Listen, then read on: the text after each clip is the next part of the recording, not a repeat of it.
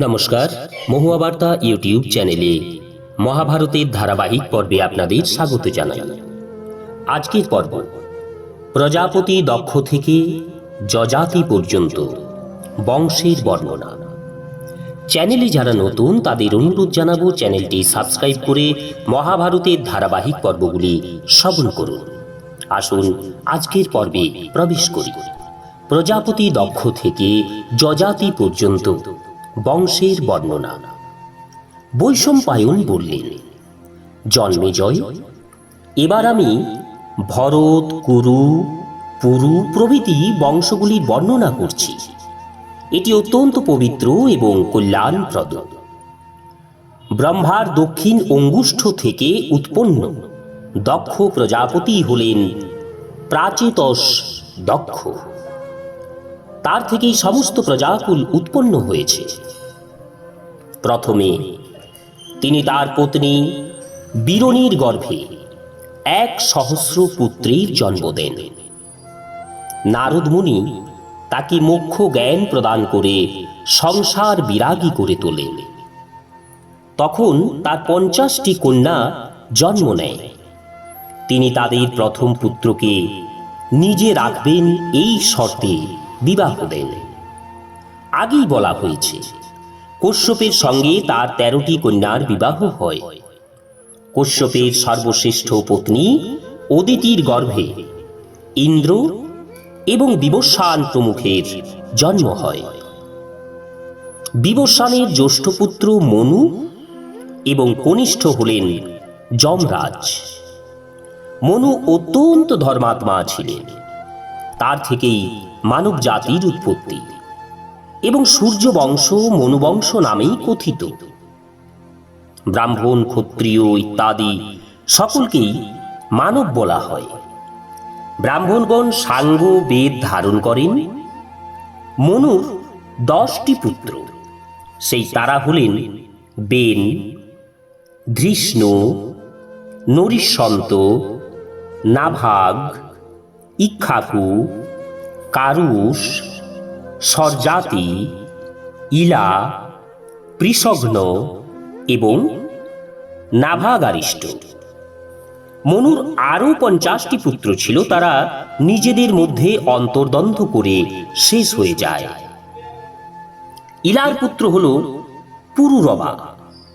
ইলা তার মা এবং বাবা উভয়ই ছিলেন। পুরুরবা সমুদ্রের 13টি দ্বীপের শাসক ছিলেন। তিনি মানুষ হলেও অমানসিক ভোগবিলাসী ছিলেন। তিনি নিজ বলে উন্মত্ত হয়ে বহু ব্রাহ্মণদের ধন রত্ন অপহরণ করেছিলেন। ব্রহ্মলোক থেকে এসে সনত কুমার তাকে অনেক বোঝাবার চেষ্টা করেন, কিন্তু তাতে পুরুরবার কোনোই পরিবর্তন হয়নি। ঋষিগণ তখন ক্রোধান্বিত হয়ে তাকে অভিশাপ দেন এবং তার বিনাশ হয়।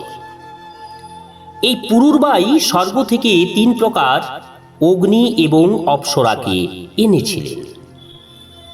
উর্বশীর গর্ভে তার 6 পুত্র জন্মগ্রহণ করে: আয়ু, ধীমান, অমাবসু, দৃঢ়ায়ু, বনায়ু এবং শতায়ু। আয়ুর পত্নী ছিলেন সর্বানবী। তার 5 পুত্র: নহুষ, বৃদ্ধ শর্মা, রজি, গয় এবং অনেনা। আয়ুর পুত্র নহুষ অত্যন্ত বুদ্ধিমান এবং বড় বীর ছিলেন। তিনি ধর্ম অনুসারে তার রাজ্য শাসন করতেন। তার রাজ্যে সকলেই সুখী ছিলেন। চোর ডাকাতের ভয় ছিল না। তিনি অহংকার বশত ঋষিদের তার পালকি বহনের কাজে নিযুক্ত করেন। সেটি হয় তার বিনাশের কারণ। তিনি তেজ এবং তপস্যা, বল, বিক্রমের সাহায্যে দেবতাদের পরাজিত করে ইন্দ্র হয়েছিলেন। নহুষের 6টি পুত্র ছিল: যতি, যজাতি, সংজাতি, আয়াতি এবং অয়তি আর ধ্রুব। যতি যোগ সাধনা করে ব্রহ্মস্বরূপ হয়েছিলেন। তাই নহুষের দ্বিতীয় পুত্র যজাতি রাজা হয়েছিলেন। তিনি অনেক যজ্ঞ করেন এবং অত্যন্ত ভক্তি সহকারে দেবতা ও পিতৃপুরুষের আরাধনা করে প্রসন্নভাবে প্রজা পালন করেন। তার দুটি পত্নী ছিলেন, দেবযানী এবং শর্মিষ্ঠা। দেবযানীর গর্ভে দুটি পুত্র জন্মায়, যদু এবং তুর্বসু। শর্মিষ্ঠার তিনটি পুত্র ছিল, দ্রুহা, অনু এবং পুরু। নমস্কার, আজ এই পর্যন্তই। মহাভারতের ধারাবাহিক পর্বগুলি শ্রবণ করার জন্য চ্যানেলে যারা নতুন তাদের অনুরোধ জানাবো চ্যানেলটি সাবস্ক্রাইব করে মহাভারতের ধারাবাহিক পর্বগুলি শ্রবণ করুন। আসবো পরের পর্বে। সবাই সুস্থ এবং ভালো থাকুন। নমস্কার, ধন্যবাদ।